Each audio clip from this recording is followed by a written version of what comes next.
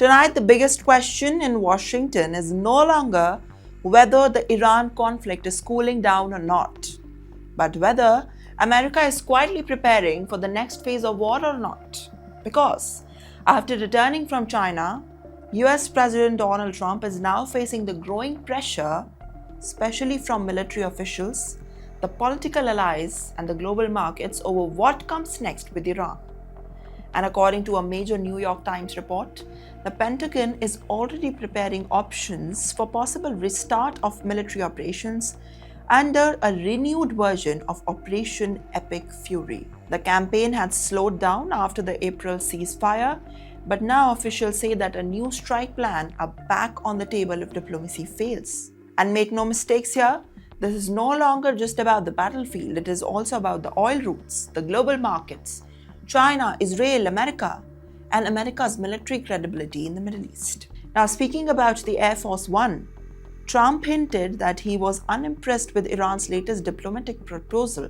I looked at it, and if I don't like it, at first, the sentence is just I throw it away. Trump told the reporters, but it is his words. And at the same time, Pentagon officials are reportedly preparing multiple military scenarios. According to the reports, one options include expanded air operations targeting Iranian military infrastructure.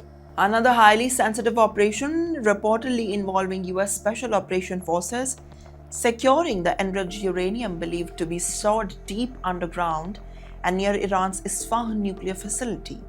And that changes everything, because any direct ground operation inside Iran would now carry enormous risk.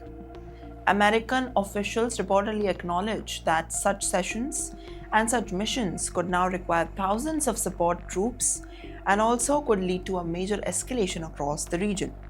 Meanwhile, Iran is also sending a clear warning. Iranian Parliament Speaker Mohammad Bagher Ghalibaf said that country's armed forces are fully prepared to respond to any aggression. Iran is fully tight, and that's not all. The real battle may now not be centered around the Strait of Hormuz, which is one of the world's most important oil shipping routes. Well, Iran has still not fully reopened the strategic waterways. But while the United States continues heavy military deployments across the Gulf, Trump claimed after meeting Chinese President Xi Jinping in the Beijing that both countries agreed that Strait of Hormuz must reopen.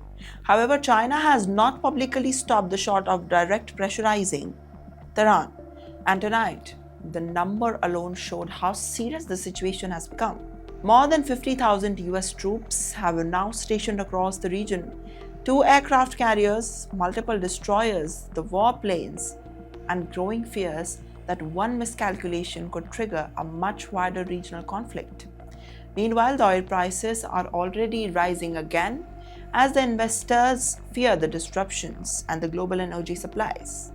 And despite the weeks of military pressure, US intelligence arguments, assessments, reportedly it suggested that Iran still access to one of the most of its military missile infrastructure near the Strait of Hormuz. Now tonight, diplomacy may still be alive, and behind the scenes, military planning is accelerating rapidly, and the world is now watching one question very carefully.